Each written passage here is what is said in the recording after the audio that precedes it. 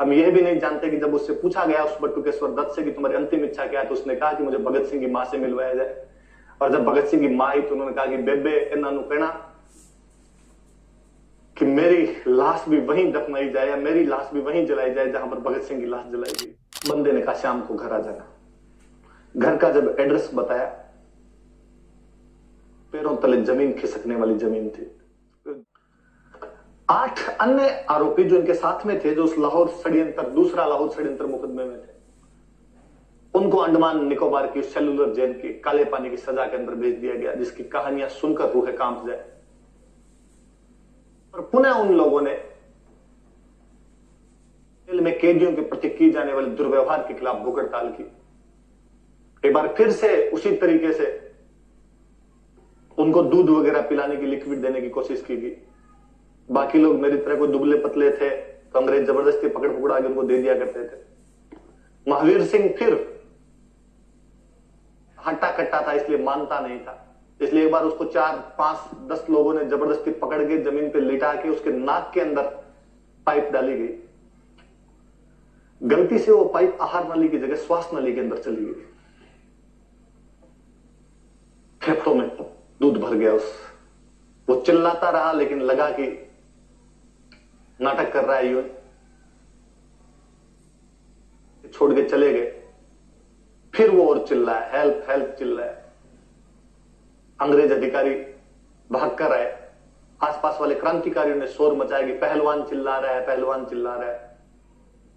अंग्रेजों को बैरक में देखते ही पता चल गया कि मरने वाला है।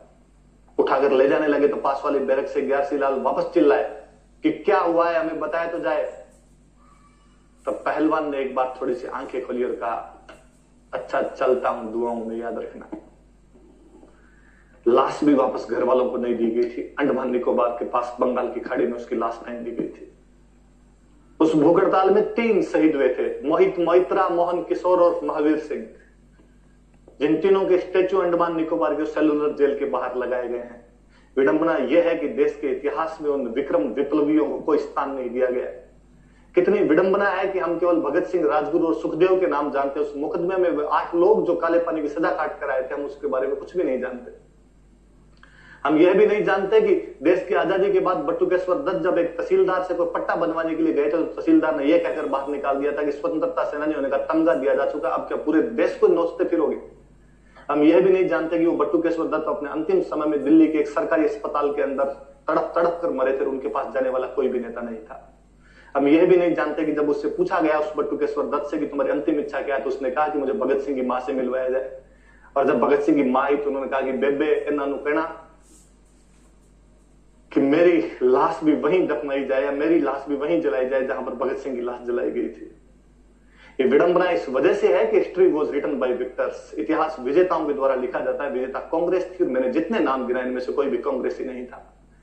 क्रांतिकारियों के पन्ने यदि 2 पन्नों में समेट कर रख दिए जाते हैं, तब ये सोचने पर विवश होना पड़ता है कि वे लोग जो भले दूसरी धारा के रहे हो, लेकिन यदि देश को आजादी दिलाने में अपने खून का कतरा कतरा तक बहा दिया था, जिनके लिए भले आज हम कहते रहे कि शहीदों की चिताओं पर लगेंगे हर बरस मेले, वतन पर मिटने वालों का यही नामो निशान होगा। और केवल उनके 23 मार्च का दिन जब भी आता उसको शहीद दिवस के रूप में मनाकर या उनकी पुण्यतिथियां और जन्मतिथियां मनाकर अपने इतिश्री कर ले। पर इस सरकारों से सवाल पूछे जाने चाहिए कि जब तमाम तुम्हारी योजनाएं गांधी, नेहरू, दीनदयाल और श्यामा प्रसाद और गोलवलकर के नाम पर चलाई जाती है, तब देश की कितनी योजनाएं राम प्रसाद बिस्मिल, भगत सिंह, चंद्रशेखर आजाद के नाम पर चलाई जाती है। क्यों नहीं तुम्हारी नरेगाओं के नाम महात्मा गांधी नरेगा योजना की जगह चंद्रशेखर आजाद नरेगा योजना किया जाता है। क्यों नहीं तुम्हारी इंदिरा रसोई की जगह उसका नाम दुर्गा भाभी रसोई कर दिया जाता है। क्योंकि ये सवाल हम कोई पूछते नहीं है, हम केवल जब इतिहास पढ़ते हैं तब ये सवाल उठाते हैं। हम वोट देते समय इन बातों की कभी अपेक्षा नहीं करते, इसलिए सरकारों पर दबाव नहीं बनता और वैसे कोई काम नहीं करती। ये नहीं कहा जाना चाहिए कि गांधी जी वगैरह इनकी तुलना में कम हो जाते हैं। मैं हमेशा कहता हूं कि बापू प्रातः स्मरणीय है, वो सम्माननीय थे, सम्माननीय है और सम्माननीय रहेंगे। पर दूसरी लकीर को छोटा करने की कोशिश क्यों की जाए। हम उन सेलुलर जेल वालों को क्यों नहीं जानते, हम उन आजीवन कारावास वालों को क्यों नहीं जानते। हम क्यों नहीं जानते कि उसके बाद यशपाल जो उनके साथ में थे वो गांव गांव के अंदर घूमते रहे थे और क्रांतिकारियों के परिवारों से मिलते रहे थे और उनकी जीवनियां बाद में लिख लिख कर छापते रहे थे। इस बारे में हमें कोई भी नॉलेज, कोई भी जानकारियां हमें नहीं है। एक अब फेसबुक से पेज हट गया, वो क्यों हट गया मैं नहीं जानता। पहले फेसबुक पर एक हिस्ट्री का पेज हुआ करता था, हिस्ट्री नाम से एक पेज था कोई। उस पेज ने एक दिन एक कहानी लिखी, और उसने कहानी लिखी 16 सितंबर था उस दिन, मुझे आज भी याद है, 16 सितंबर था, ओजोन दिवस मनाते हैं हम, वो था। उसने कहानी लिखी लाहौर षड्यंत्र केस पर, और उसने लिखा कि किस प्रकार केवल जो 3 लोग फांसी लगे थे उनके नाम हम याद करते हैं, 8 लोगों के नाम भुला दिए गए क्योंकि सरकारों ने उनके नाम किताबों में नहीं छापे। और उन्होंने लिखा कि उनमें से एक जो महावीर सिंह था, जिसने भगत सिंह को भागने में सर्वाधिक सहायता की थी, जिसके घर पर भगत सिंह शाहजहांपुर यूपी में लंबे समय तक रहे थे, वो बाद में अंडमान निकोबार की सेलुलर जेल के अंदर भूख हड़ताल के दौरान जिस प्रकार जतिन दास शहीद हुए थे, वो भी शहीद हो गया था, जिसके साथ 2 और बंदे मोहित मोहित्रो और मोहन किशोर भी थे, जिनकी स्टेच्यू आज भी सेलुलर जेल के अंदर लगाई हुई है, उसका जन्मदिन है। मैंने भी पहली बार ही पढ़ा कि यार ऐसा कोई क्रांतिकारी भी था, उसका जन्मदिन है। सामान्य सी बात, ऐसी खूब सारी चीजें आती हैं, हम पढ़ते हैं, पढ़ के भूल जाते हैं, पर उसकी अंतिम लाइन बड़ी जोरदार सी थी, और उसके अंतिम लाइन के अंदर लिखा हुआ था कि उस महावीर सिंह के पोते असीम सिंह अब जयपुर के मालवीय नगर में रहते हैं। ये चौंकाने वाली बात थी कि मैं उस समय जयपुर के मालवीय नगर के अंदर रह रहा था, और मुझे लगा कि यार किसी क्रांतिकारी का परिवार मालवीय नगर के अंदर रहता है, अपने उसके बारे में जानते ही नहीं, कैसे जाना जाए, इसके ऊपर तो इतनी जानकारी। तो गूगल सर्च मारा मैंने, असीम सिंह मालवीय नगर लिखा, तो उनकी दुकान का नाम आया, फोन नंबर आया नीचे, कॉल किया, असीम जी बोल रहे हो? जी। महावीर सिंह के पोते हो? जी। हम मिलना चाहते हैं आपसे, क्योंकि आज महावीर सिंह जी का बर्थडे है, हम बात करना चाहते हैं आपसे। बंदे ने कहा शाम को घर आ जाना। घर का जब एड्रेस बताया,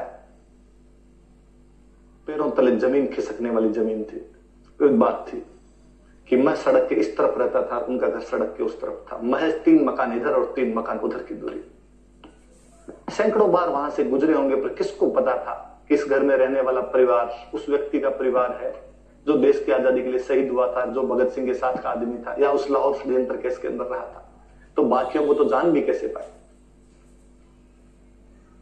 मैं आसपास में जो भी स्प्रिंग बोर्ड के स्टूडेंट रहते थे, मैं जिनको जानता था, उनको मैंने कॉल किया, आओ यार। मुझे लगा यार 5, 7, 10 आदमी तो जाए, अगले को थोड़ा यूं फील हो कि हाँ यार वाकई रेस्पेक्ट करने के लिए आए हैं ये लोग। हम सब प्लानिंग करके गए। पहले हम केवल जाने वाले थे, क्योंकि स्टूडेंट ने कहा सर ऐसे तो नहीं जाना चाहिए, बुके तो ले लेना चाहिए, उनका बर्थडे था तो बुके खरीद के लाए। किसी और ने कहा कि सर वो सोल और ढाकरा अभिवादन करते हैं, उस टाइप का भी थोड़ा कुछ हो जाना चाहिए, सोल लेके आए। हम सब आपस में बातचीत करके गए कि यार इतना बड़ा आदमी उस क्रांतिकारी का पोता है, तो उसके पास टाइम नहीं होगा, इसलिए अपने 15 मिनट में क्या क्या बातें पूछनी है, क्या क्या बातें बोलनी है, तुम क्या बोलोगे, तमाम चीजें तय करके गए। हमें लगा कि यार उस आदमी के पास पता नहीं कितने लोग आते होंगे, आके ये सेम बातें पूछते होंगे, इसलिए व्यक्ति बोर हो गया होगा बताते बताते। अपने को नहीं पता था, दुनिया तो जानती होगी। हम गए तो इस बात का और बड़ा अचंभा था कि उस व्यक्ति ने हमें 2.5 घंटे बिठा कर रखा। हम ही गए थे, बाकी कोई नहीं आता। आस पड़ोसियों को भी पता ही नहीं कि वो है।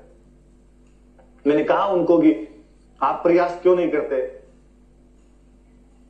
मैंने कहा कि एक बार मैं जयपुर के मेयर से मिला था और मैंने ये बताया भी था, उन्होंने मुझे आश्वासन भी दिया था और कहा था कि आपके जो घर वाली रोड है उसका नाम महावीर सिंह रोड कर दिया जाएगा, पर उन्होंने नहीं किया। बार बार जाकर मुझे ये कहने में कि मैं उनका पोता हूं और उनके नाम पे रोड की जाए, मुझे लगता है उनकी आत्मा दुख पाती होगी। उन्होंने नाम करने के लिए सब नहीं किया था।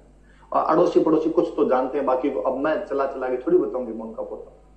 उन्होंने अपनी जिंदगी के अंदर जो किया वो हमारे लिए हमेशा सम्माननीय रहेंगे, हमारे लिए नहीं पूरे देश के लिए रहेंगे, पर अब हमारी तो जिंदगी जो है वैसे चल गई।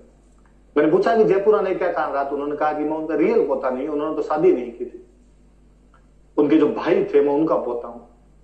और जब भगत सिंह लंबे समय तक हमारे घर पर फरारी के दौरान रुके थे, कालांतर में जब भगत सिंह और मेरे दादाजी दोनों वहां से निकल गए, तो पुलिस को जब पता चला तो पुलिस ने छापे मारने शुरू किए। तो मेरे दादाजी को लगा कि यहाँ पार नहीं पड़ेगी, तो मेरे दादाजी जयपुर आ गए, क्योंकि जयपुर भारत का हिस्सा नहीं हुआ करता था, यहाँ पे राजाओं का राज था। और यहाँ के वनस्थली विद्यापीठ में जो हीरालाल शास्त्री वाली थी उसमें नौकरी कर ली थी। बाद मेरे पापा भी यही नौकरी लग गए और अब मैं मेरा बिजनेस यहाँ पर चलाता हूँ, वाइफ मेरा स्कूल चलाती है यहाँ पे। उन्होंने हमें कहा कि जब भगत सिंह शाहजहांपुर में हमारे घर पर रहे थे, भगत सिंह का सामान एक संदूक के अंदर था। उन्होंने हमें वो संदूक दिखाई कि वही संदूक है जिसके अंदर भगत सिंह का सामान रखा हुआ था। उन्होंने और बताया कि भगत सिंह बहुत रिच फैमिली से थे, बहुत पैसे वाले थे, जमींदार थे, वहां के लंबरदार थे पंजाब के। कि अजीत सिंह जी 1907 में जब जेल से रिहा करवाए गए थे तब शायद 50,000 रुपया मुचलका उनके लिए भरा गया था। आप सोचिए 1907 में 50,000 की क्या वैल्यू रही होगी। और भगत सिंह के पिताजी तो यह तक चाहते थे कि भगत सिंह को भी बाकायदा पैसे देके जमानत करवा ली जाए, लेकिन भगत सिंह ने मना कर दिया था कि नहीं बापू। इवन चंद्रशेखर आजाद तो यह चाहते थे कि जब भगत सिंह को कोर्ट से जेल ले जाया जाता है, जेल से कोर्ट ले जाया जाता है, तो बीच में पुलिस पर हमला करके भगत सिंह को छुड़वा लिया जाए। लेकिन चंद्रशेखर आजाद को भगत सिंह ने इसके लिए भी आगाह कर दिया था कि पंडित जी कुर्बानी बर्बाद हो जाएगी, लोग गुंडे और चवन्नों से अधिक कुछ नहीं समझेंगे, इसलिए प्लीज ऐसा मत करना, आप बाकी लोग संगठन संभालिए, हमारा समय आ गया है। हम बलिदान से ही अब देश के युवाओं को यदि जागृत कर पाएंगे तो अच्छा तरीका है। हम बलिदान देंगे, किसी ना किसी को तो ये देना पड़ेगा, हम देंगे। दिल से ना निकलेगी मरकर भी वतन उल्फत, हमारी मिट्टी से भी खुशबू वतन आएगी। मर भी गए तो हमारी मिट्टी से भी वो खुशबू तो चारों तरफ रहेगी, इसलिए प्लीज ये मत करो।